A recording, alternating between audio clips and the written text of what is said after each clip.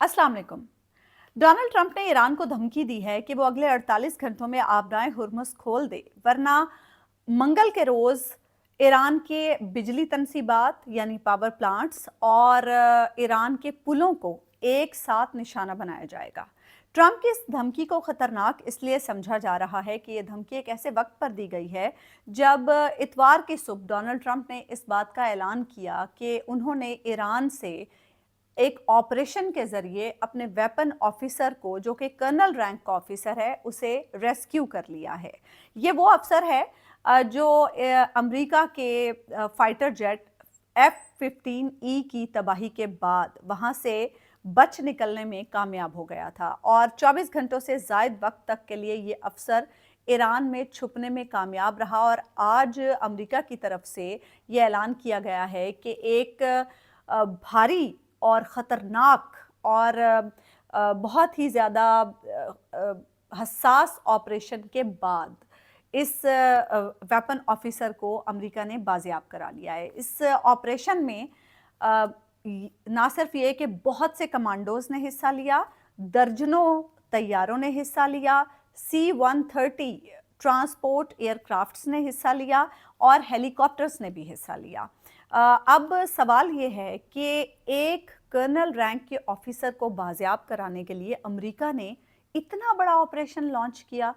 America में अपने फ़ौजी अफसरान की खिदमात को बहुत कदर की निगाह से देखा जाता है और अमरीकी अवाम जो है वो अपने साबिक फ़ौजी अफसरान को और अपने हाजिर सर्विस फ़ौजी अफसरान को अपना हीरो समझती है। इसके साथ साथ अमेरिका में जो फ़ौजी हैं उन्हें ये कहा जाता है कि हम कभी आपको मैदान जंग में तन्हा नहीं छोड़ेंगे। तो एक वजह तो ये भी है और दूसरी वजह ये है कि जब से ये वेपन ऑफिसर ईरान में गुमशुदा था, लापता था और ईरानी हुकूमत की तरफ से इस पर इनाम का ऐलान किया गया था कि जो भी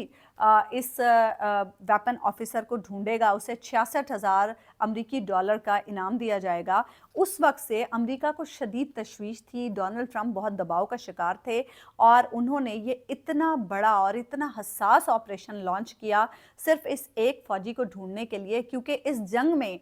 अगर ईरान इस फ़ौजी को पकड़ लेने में कामयाब हो जाता तो अमेरिका पर बहुत ज़्यादा सियासी और सिफारती दबाव आ सकता था और ट्रंप ने इस दबाव से बचने के लिए इतना बड़ा ऑपरेशन लॉन्च किया। अब आपको ये बताते हैं कि ये ऑपरेशन हुआ कैसे। इस ऑपरेशन को करने के लिए combat search and rescue mission ने हिस्सा लिया। CSAR ये वो फोर्स है जो अमेरिका ने बना रखी है और वैसे तो अमेरिकी फ़ौज की हर शाख में CSAR होती है, लेकिन बुनियादी तौर पर यह जिम्मेदारी अमेरिकी फ़ज़ाइया की होती है। ये अहलकार जो कि CSAR फोर्स का हिस्सा होते हैं, ये बड़े माहिर जंगजू होते हैं, पैरामेडिक होते हैं और एक मखसूस अरसे तक इनकी बड़ी मुश्किल ट्रेनिंग होती है और इस ट्रेनिंग से गुजरने के बाद ये ऐसे मिशंस में हिस्सा लेते हैं। इराक और अफ़गानिस्तान की जंग के दौरान भी इस तरह के कई मिशंस मुकम्मल किए गए और जो फ़ौजी इस तरह वहाँ रह जाते थे उन्हें निकाला जाता था वहाँ से। अच्छा, इस रेस्क्यू मिशन के दौरान ईरान की तरफ से ये दावा किया जा रहा है कि उन्होंने अमेरिका के 2 C-130 ट्रांसपोर्ट एयरक्राफ्ट्स और 2 ब्लैक हॉक हेलीकॉप्टर्स को तबाह किया, जबकि अमेरिका की तरफ से वॉल स्ट्रीट जर्नल की जानिब से ये रिपोर्ट किया जा रहा है कि अमेरिका का कहना है कि जो C-130 एयरक्राफ्ट ट्रांसपोर्ट एयरक्राफ्ट्स हैं वो चूँकि ईरान से किसी टेक्निकल वजह की बना पे टेक ऑफ करने के काबिल नहीं रहे थे, इसलिए उसमें से मौजूद अमले को दूसरे जहाज़ों में मुंतकिल करके उन्हें वहीं पर तबाह कर दिया गया। तो अब सवाल ये है कि इतना बड़ा ऑपरेशन अमेरिका ने किया, उसके बाद ईरान का जो एयर डिफेंस है उस पर भी अब खदशात पैदा हो रहे हैं, क्योंकि गुज़रे दिन यानी गुज़श्ता रोज़ सभी लोग बहुत तारीफ़ कर रहे थे ईरान के एयर डिफेंस सिस्टम की कि किस तरह से ईरान के एयर डिफेंस सिस्टम ने अमेरिका के फाइटर जेट्स को मार गिराया। लेकिन आज अमेरिका ने ये जो इतना बड़ा ऑपरेशन किया है उसको लेकर अब ये सवाल किया जा रहा है कि क्या अमेरिका के लिए ईरान में घुसना इतना ही आसान है اور کیا اب اس کے بعد بوٹس اینڈ گراؤنڈ کی صورتحال ہونے والی ہے؟ اور جس طرح سے ٹرمپ نے اگلے 48 گھنٹوں میں اتنی بڑی کارروائی کی دھمکی دی ہے، اس کے بعد صورتحال ایران میں کیا ہو سکتی ہے؟ کیونکہ پچھلے کچھ عرصے میں جو سفارتی کوششیں ہو رہی تھیں، جس میں پاکستان بھی ان کوششوں کا حصہ تھا، ایسا لگتا ہے کہ وہ کوششیں ناکام ہو گئی ہیں، ان کوششوں سے کچھ نہیں بن پایا ہے، کیونکہ مسلسل ایران بھی ڈٹا ہوا ہے، اور ٹرمپ نے یہ جو 48 گھنٹے کی دھمکی دی ہے، اس پر ایران نے تو اس دھمکی کو ریجیکٹ کر دیا ہے، اس آفر کو، اس مطالبے کو ریجیکٹ کر دیا ہے کہ وہ اگلے 48 گھنٹوں میں آبنائے ہرمز کھول دیں گے۔ اور اس پر جو آئی ای اے ای کے سابق سربراہ محمد البرادی، انہوں نے بڑی تشویش کا اظہار کیا، اور انہوں نے کہا ہے کہ جس طرح سے ٹرمپ جن الفاظ میں ایران کو دھمکی دے رہے ہیں وہ بہت ہی خطرناک ہے، اور اس پر ان کا یہ کہنا ہے کہ دنیا کو چاہیے اور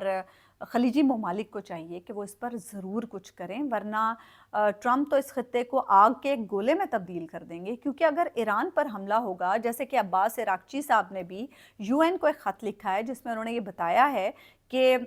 جو بوشہر نیوکلیر پاور پلانٹ ہے، اس کے قریب چوتھی مرتبہ حملہ کیا گیا ہے، اور اسے تابکاری اخراج کا خطرہ بڑھ گیا ہے۔ انہوں نے یہ لکھا ہے یو این کو کہ اگر بوشہر پاور پلانٹ سے تابکاری کا اخراج ہوتا ہے تو اس سے صرف ایرانی لوگوں کی زندگیوں کو خطرہ نہیں ہوگا، بلکہ اس سے خلیجی ملکوں میں بسنے والے لوگوں کی زندگیوں کو بھی شدید قسم کے خطرات لاحق ہوں گے۔ تو یہ کوئی چھوٹی بات نہیں ہے۔ انہوں نے ایک سوال اٹھایا اس میں کہ یوکرین میں جب یوکرین کے پاس جو ان کا ایک پاور پلانٹ تھا، زپوریزیا پاور پلانٹ، معاف کیجیے گا ذرا زبان لڑکھڑا گئی، مشکل نام ہے، ٹنگ ٹوسٹر ہے۔ زپوریزیا پاور پلانٹ کے قریب جب جھڑپیں ہو رہی تھیں تو جو ویسٹ تھا اس نے بہت شور مچایا تھا، کیونکہ یہ یورپ کا سب سے بڑا پاور پلانٹ ہے، اور اس کے قریب جب جھڑپیں ہو رہی تھی یقیناً اس سے پھر یورپین کنٹریز کو بھی بڑا خطرہ ہو سکتا تھا، تو اس پر ویسٹ نے بڑا شور مچایا تھا۔ تو آج جب ایران کے نیوکلیر پاور پلانٹ کے قریب حملے ہو رہے ہیں اور اس سے تابکاری اخراج ہو سکتا ہے تو اس پر کوئی آواز نہیں اٹھا رہا ہے۔ اب دیکھنا یہ ہے کہ منگل کے روز امریکہ کیا کرتا ہے، اور اس بیچ میں کیا کوئی ایسی کوشش ہوتی ہے کہ معاملات کچھ سدھار کی طرف جا سکے، کیونکہ جنگ تو کسی کے مفاد میں نہیں ہے۔ ہماری دعا ہے کہ اللہ ایران کی خیر کرے۔ اجازت دیجیے، اللہ نگہبان۔